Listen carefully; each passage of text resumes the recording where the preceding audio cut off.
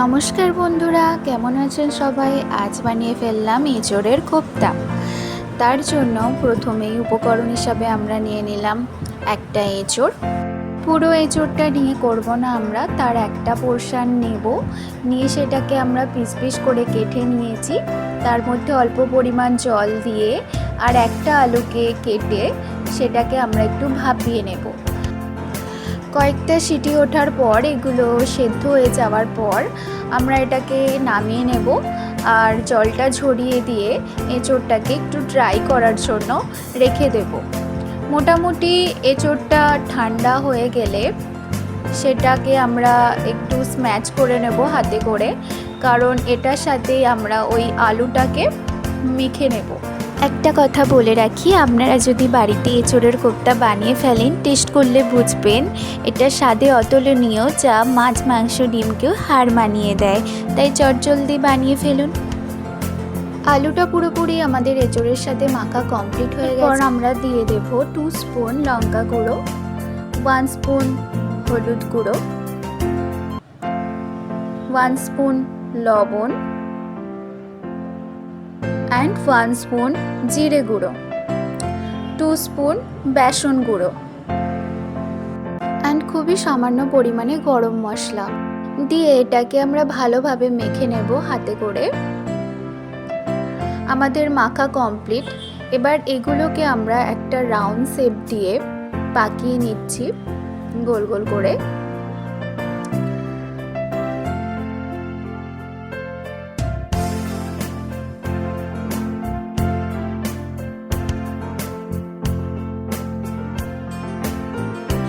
আমাদের মোটামুটি কমপ্লিট হয়ে গেছে। এবার এটাকে আমরা তেলে ভেজে নেব। তার জন্য প্রথমেই আমরা কড়ার মধ্যে সরিষা তেল দিয়ে তেলটাকে গরম করে তার মধ্যে আমরা এক এক করে ছেড়ে দিলাম। যতক্ষণ না অবধি এটার মধ্যে একটা রেডিশ কালার আসছে ততক্ষণ অবধি আমরা এটাকে ভেজে যাব।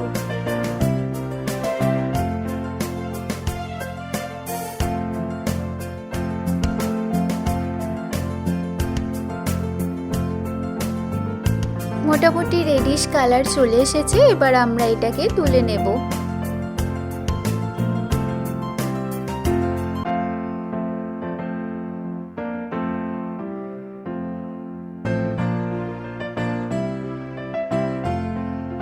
আমাদের মোটামুটি ভাজা কমপ্লিট হয়ে গেছে। কি সুন্দর দেখতে লাগছে দেখুন। এবার আমরা গ্রেভিটা তৈরি করে নেব। তার জন্য প্রথমেই আমরা দুটো তেজপাতা, সামান্য পরিমাণে দারুচিনি, দুটো লবঙ্গ ও দুটো ছোট এলাচ তেলে ফেলে ভেজে নিলাম। এরপর পেঁয়াজ বাটাটাকে আমরা তেলে ফেলে একটু ভেজে নেব। একটু নেড়ে নিয়েই এর সাথে আমরা অ্যাড করব আদা ও রসুন বাটা। এটা সম্পূর্ণ আমাদের ঘরের হাতে শিল নোড়ায় বাটা আদা রসুন, যাতে টেস্টটা অনেক বেশি ভালো আসে। এরপরে দিয়ে দেব টমেটো বাটা। এবার এটাকে আমরা ভালো করে নেড়ে নিয়েই এর মধ্যে কিছু মশলা অ্যাড করব।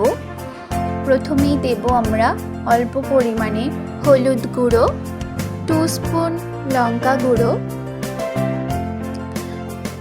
আর সামান্য পরিমাণে লবণ অ্যাড করলাম, 1 স্পুন ধনে গুঁড়ো, 1 স্পুন চিনি।